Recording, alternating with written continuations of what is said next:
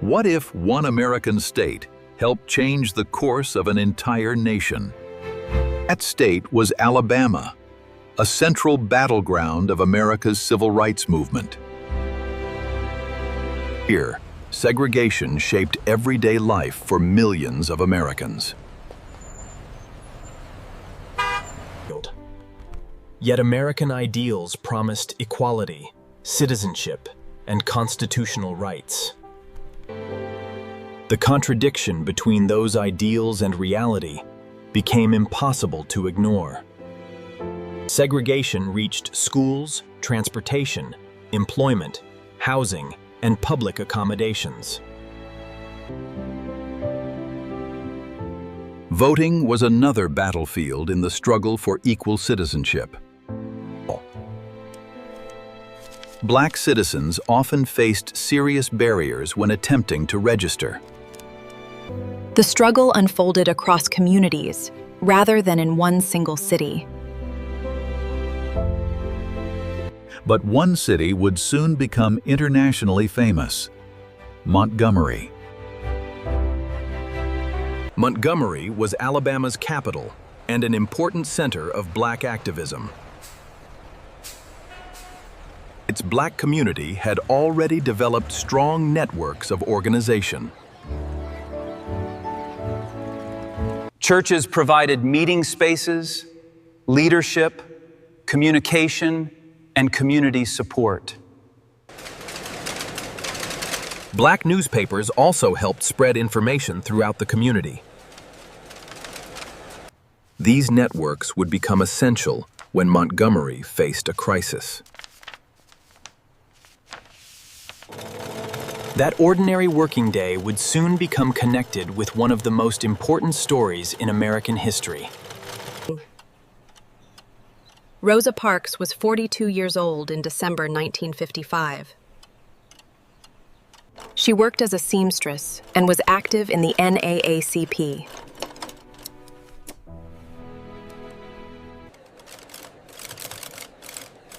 Her activism had begun long before the famous bus incident. Parks understood the unequal treatment Black citizens experienced every day. On December 1st, Parks finished another ordinary working day. She boarded a Montgomery city bus to travel home.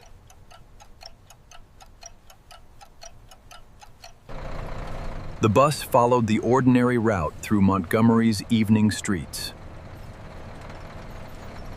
Montgomery buses operated under discriminatory seating practices.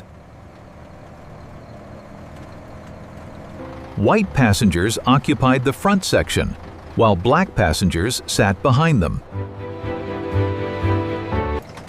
Your coat doesn't need a seat, madam. Clear the space. This seat is occupied. Mind your own business.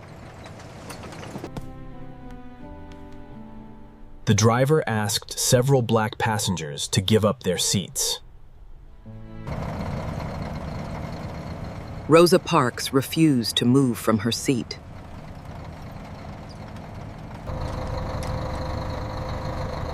The driver then contacted the police.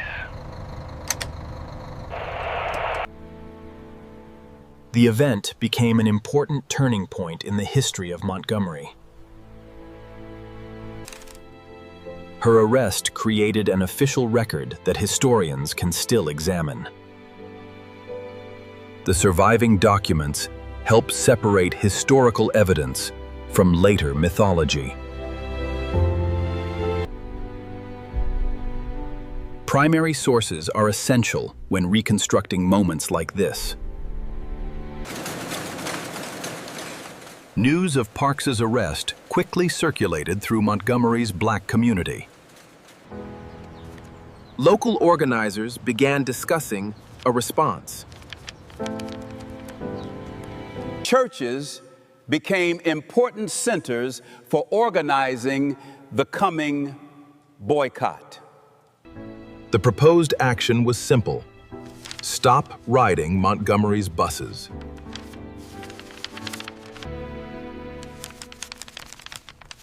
At first, The boycott was planned as a one-day protest. Volunteers worked quickly to inform thousands of residents. Then December 5th arrived.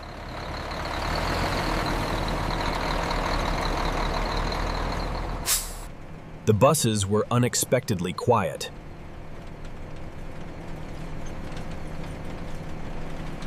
Thousands of black residents chose alternative transportation.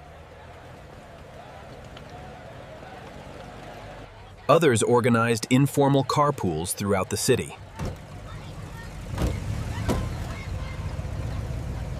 Some walked long distances to work.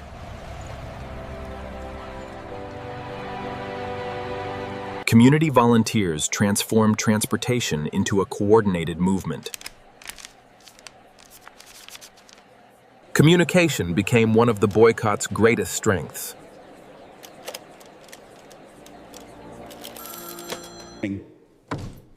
The boycott was becoming much larger than one person's arrest. A young Baptist minister named Martin Luther King Jr. emerged as an important leader in Montgomery. King was only 26 years old when the Montgomery Bus Boycott began. The Montgomery Improvement Association helped coordinate the campaign. Local leaders worked together to maintain the boycott. Walking became an everyday expression of political determination.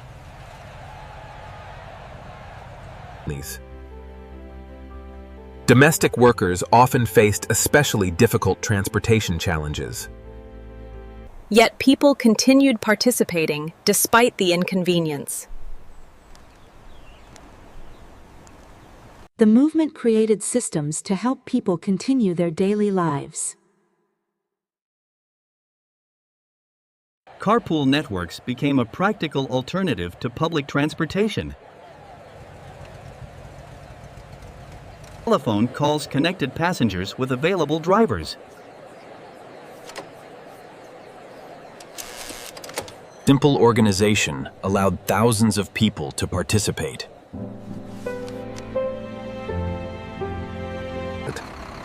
The city's transportation system began feeling the economic pressure.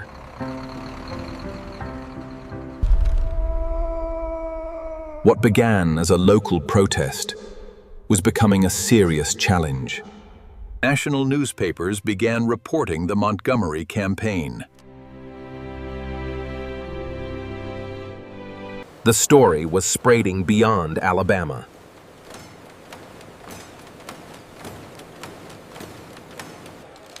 Radio also carried news of the boycott to wider audiences.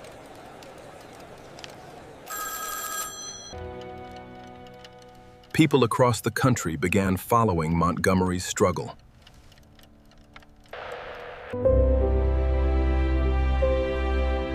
A city in Alabama was becoming a national symbol. King increasingly emphasized disciplined, non-violent resistance. The movement combined moral arguments with organized economic pressure. Mass meetings provided encouragement during difficult months. Music and faith helped sustain the community.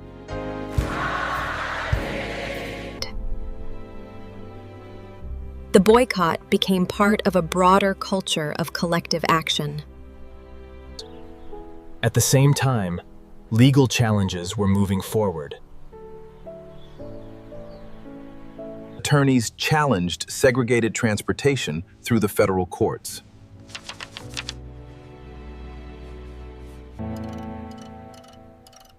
The courtroom battle complemented the boycott happening in the streets. The struggle was being fought through both law and community action.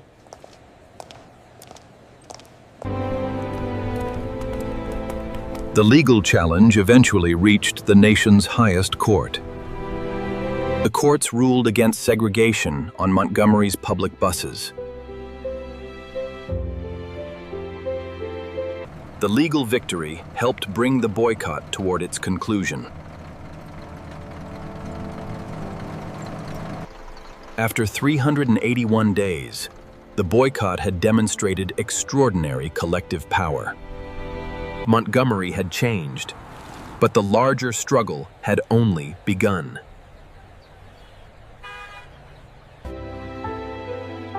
The movement now moved toward other Alabama communities.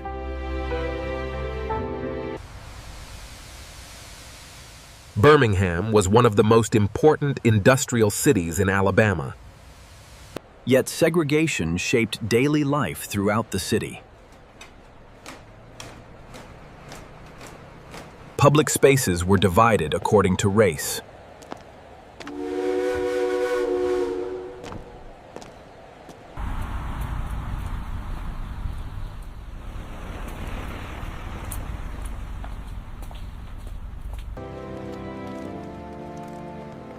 Local black activists had been organizing for years. Reverend Fred Shuttlesworth became one of Birmingham's key organizers. Churches provided organizational foundations for Birmingham's movement. Local activists connected with the Southern Christian Leadership Conference. The A.G. Gaston Motel became an important campaign headquarters. Movement leaders used its rooms for planning and strategy.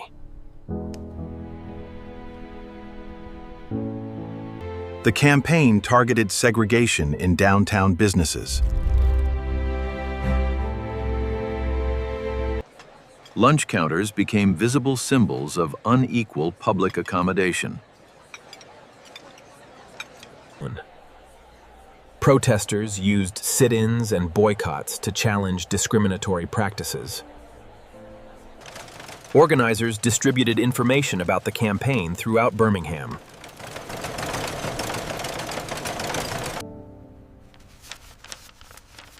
The campaign became known as Project C. The goal was to create enough public pressure for meaningful change.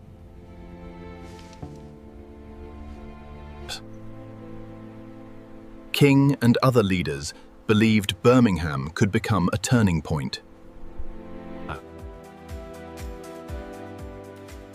The campaign deliberately targeted the city's busy shopping season.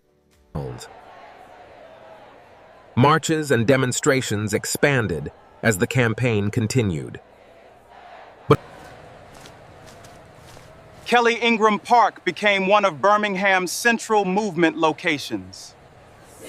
The park stood directly across from important churches. 16th Street Baptist Church was deeply connected to the movement.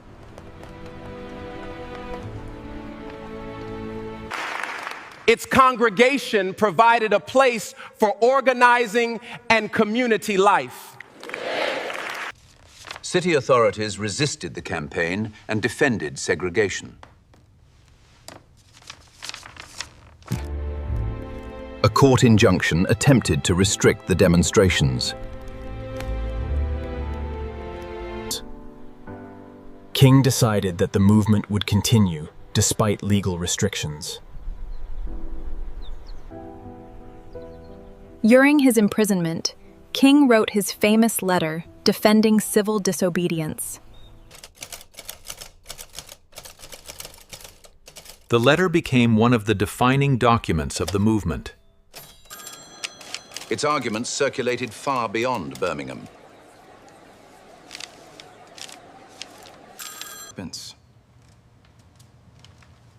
Young people soon became increasingly important participants. Students understood that their generation had a role in changing Alabama. The movement's youth participation attracted enormous national attention. Television transformed Birmingham into a story watched around the world. Americans could now see the realities of segregation inside their home. And the images changed how many Americans understood the crisis. International newspapers also reported the confrontation.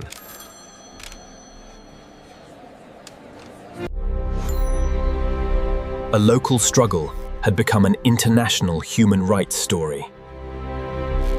The campaign continued to build pressure.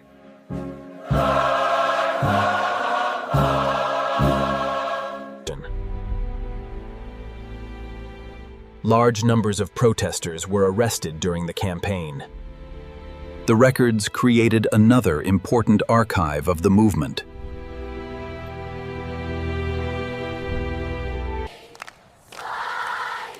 The participation of children became one of Birmingham's defining images. Their presence demonstrated how deeply segregation affected young lives.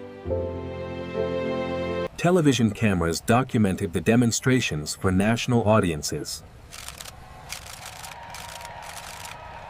Photographers also preserved the events for future generations.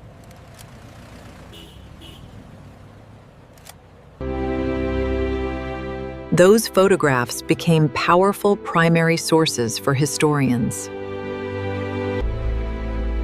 Today, museums use them to explain Birmingham's transformation. The city now preserves many of these places as historic sites. Kelly Ingram Park now serves as a place of remembrance and education. The landscape itself has become part of the historical evidence. The Gaston Motel remains a symbol of strategic organizing. Important decisions were made in ordinary rooms like this one. A map reveals how closely these locations were connected. Montgomery had demonstrated the power of organized community action.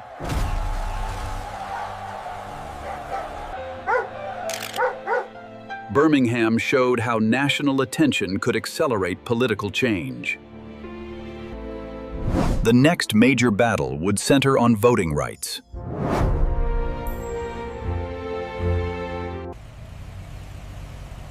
Selma was a smaller Alabama city with enormous political significance. Voting rights activists had been organizing there for years.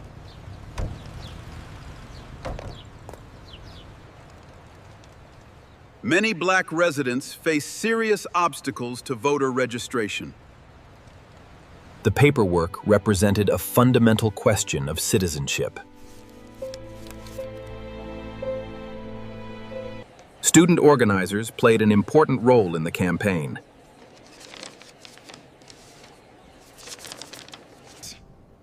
The Student Nonviolent Coordinating Committee had already built organizing experience in Alabama. The Southern Christian Leadership Conference later joined the Selma campaign. Brown Chapel became the heart of Selma's voting rights campaign.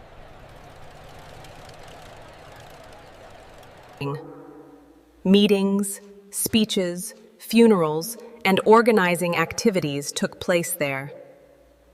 The geography of Selma would soon become internationally recognizable. The planned march would follow a route of approximately 54 miles.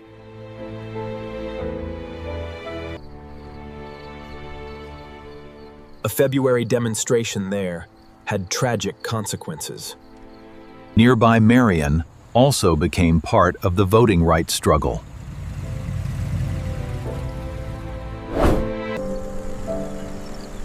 The road represented a physical path toward political equality.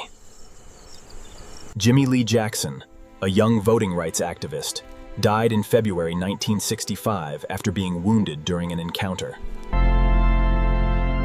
His death intensified the determination of voting rights organizers. His memory became closely connected with the coming marches. Organizers began planning a march from Selma to Montgomery. Their destination was the Alabama state capitol. The march would demand meaningful protection for voting rights.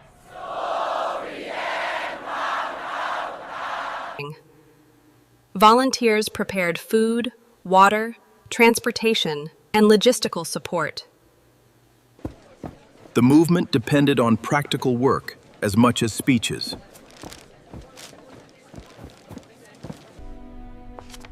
Every mile of the route required careful planning. The march would demand endurance from everyone involved.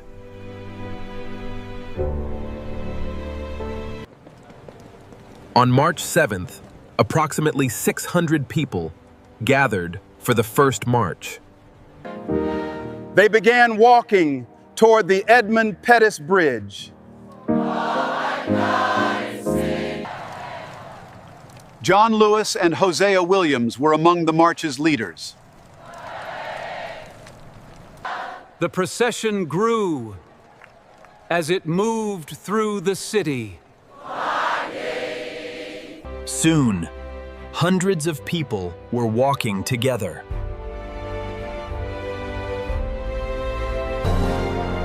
Ahead stood the bridge that would become a national symbol. The group moved across the bridge toward Montgomery. At the far side, state authorities had assembled.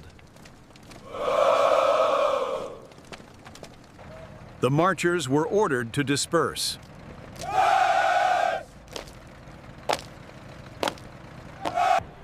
The leaders chose to remain peaceful and continue asserting their rights. The events that followed soon became one of America's most remembered civil rights moments. Journalists captured the event for national audiences. Television carried the images into American homes that evening. Millions of viewers saw what happened in Selma.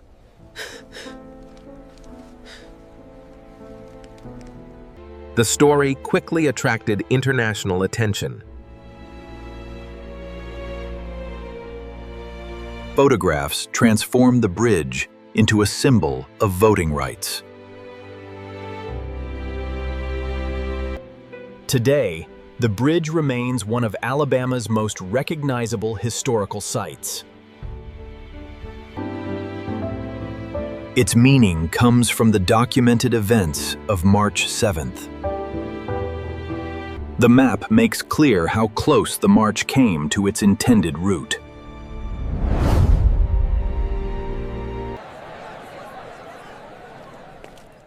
After the march, activists returned to Brown Chapel. The movement responded by planning its next step. Martin Luther King Jr. encouraged people to remain committed to the campaign. 2 days later, another march approached the bridge.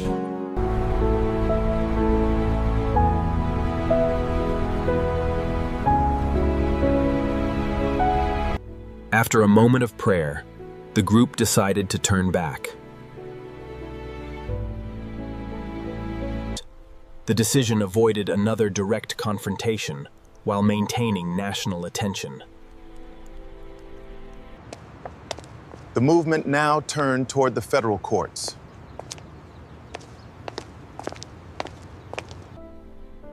Judge Frank Johnson Jr. considered whether the marchers could legally proceed. The court ultimately protected the demonstrators' right to march.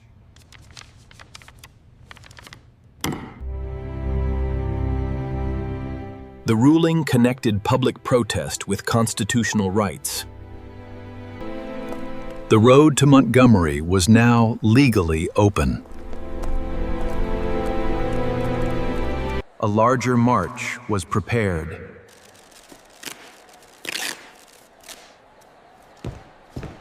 This time, thousands would join the movement.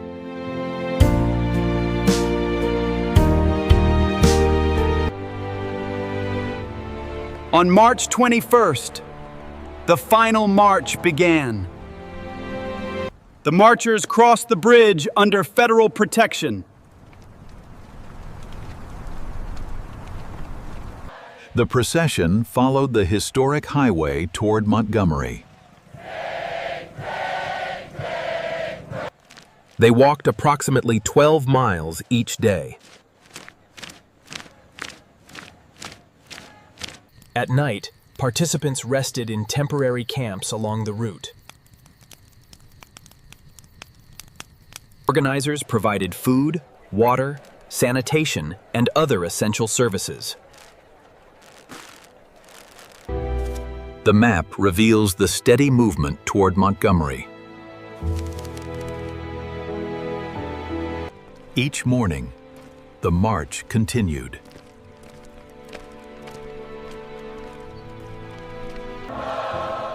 Supporters came from communities across Alabama and beyond. Religious leaders joined workers, students, families, and activists. The crowd continues to swell, demanding action on the new bill. We're here documenting history in the making. Their photographs preserve the movement for future generations.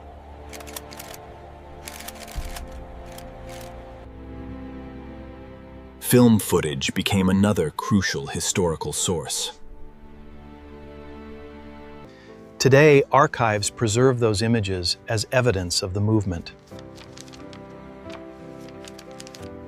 The physical landscape remains closely connected to the story.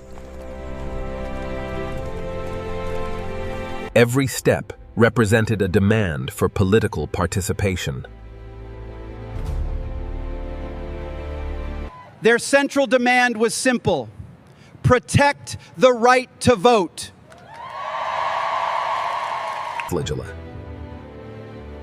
The campaign appealed directly to America's democratic ideals.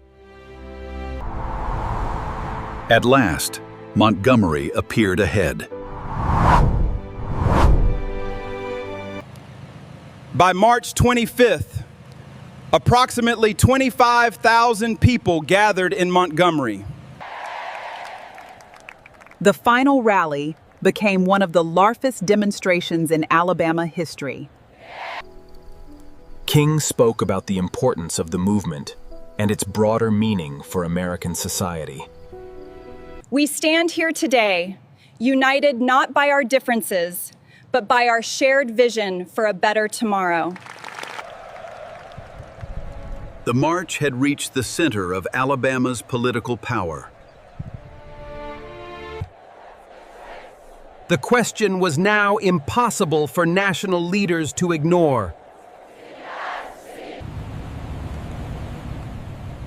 Pressure for federal voting rights legislation intensified in Washington. In 1965, the federal government took an important step toward strengthening voting protections. The nation watched as the political consequences of Selma unfolded. Congress moved toward comprehensive voting rights legislation.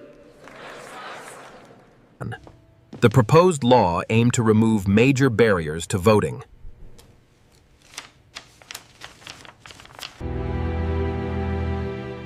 The Voting Rights Act became a landmark federal law. On August 6, 1965, President Johnson signed the Voting Rights Act. The law represented a major victory for voting rights advocates. Federal protections strengthened access to the ballot.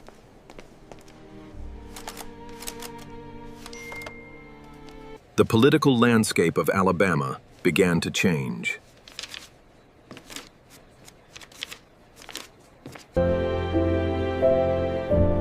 Voting was increasingly understood as a central civil right. Montgomery, Birmingham, and Selma formed a powerful historical corridor. Each city represented a different stage of the larger struggle. Transportation, public equality, and voting rights became connected campaigns. The movement succeeded because thousands of ordinary people participated. Teachers helped educate communities about citizenship and political participation. Students became important participants in demonstrations and organizing. Volunteers handled practical tasks that rarely appeared in newspapers. Food, transportation, shelter, and communication sustained long campaigns. Journalists helped transform local events into national stories.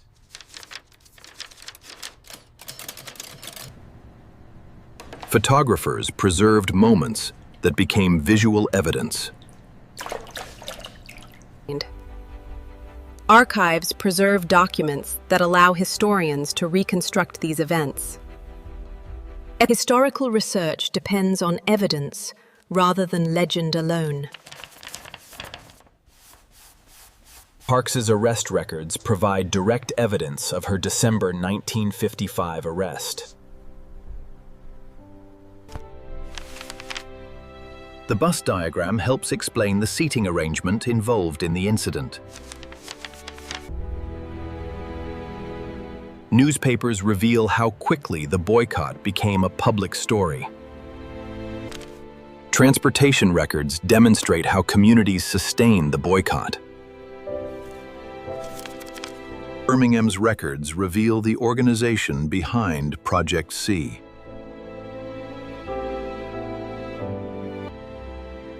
The motel provides physical evidence of campaign planning.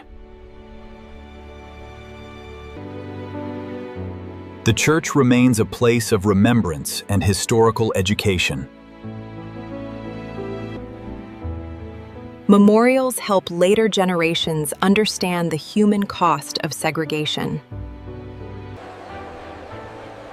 Birmingham's civil rights sites are now protected for public education.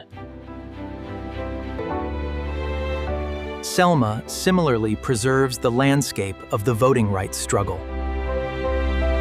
Brown Chapel remains an important symbol of movement organizing.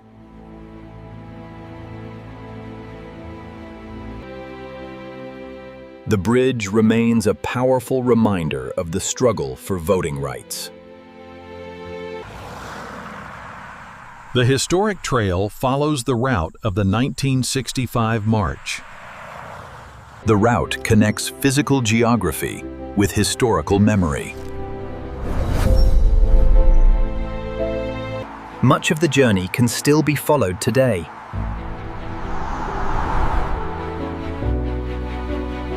Visitors can experience the landscape that shaped the movement.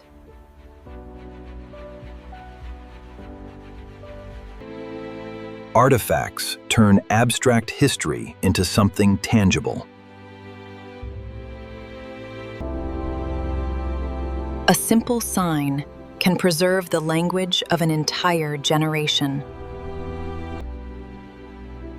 Even ordinary objects can reveal the physical reality of protest. The past and present remain connected through these preserved places. Alabama today is legally different from the Alabama of 1955.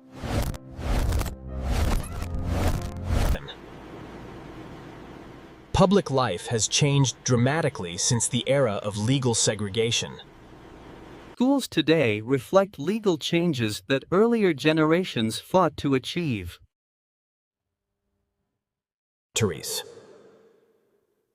Voting remains one of the movement's most important legacies. The ballot represents participation in the democratic process.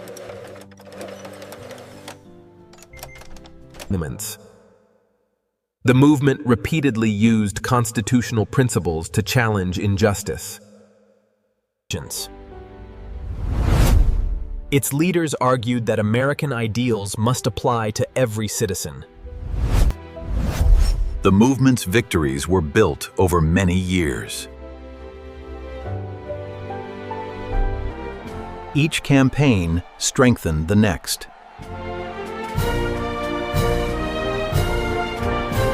Together, these places reveal the movement's changing priorities.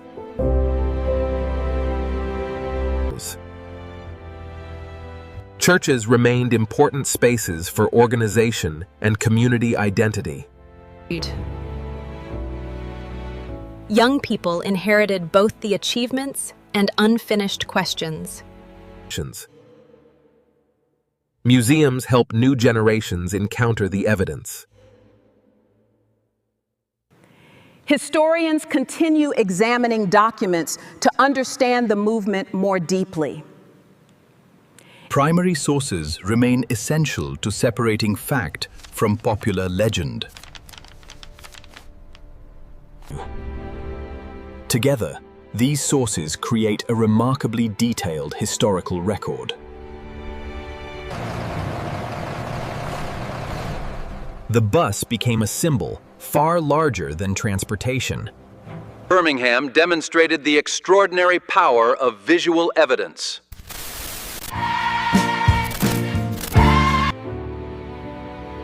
Selma demonstrated how local protest could reshape national legislation. The movement ultimately influenced federal law at the highest level. Yet legal victories did not instantly eliminate every form of inequality. We need to ensure these new policies support everyone in the county. But have we considered the impact on the school budget? That's a valid concern. Let's look at the projected fiscal report. Voting rights remain essential to democratic participation. The history of Alabama continues to shape civic education. The story also matters beyond the United States.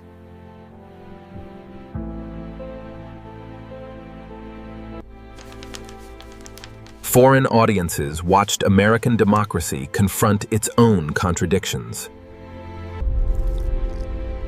The movement became part of a global conversation about human rights. Today, Alabama offers lessons for societies around the world.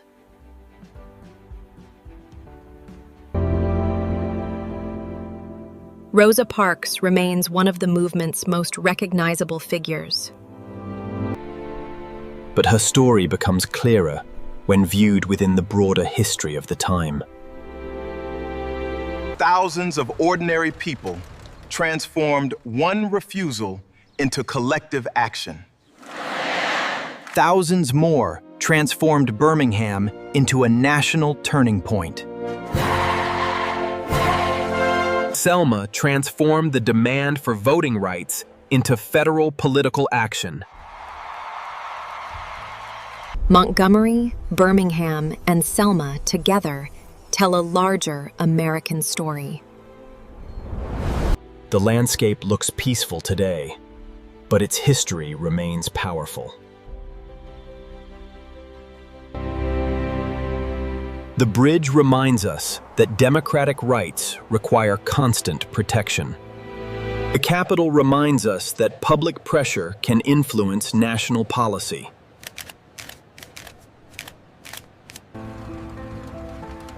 The bus reminds us that ordinary moments can become extraordinary turning points.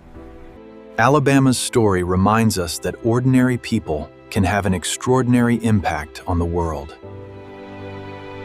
So when we ask what we learned today, remember this: history changes when people refuse to accept injustice as permanent.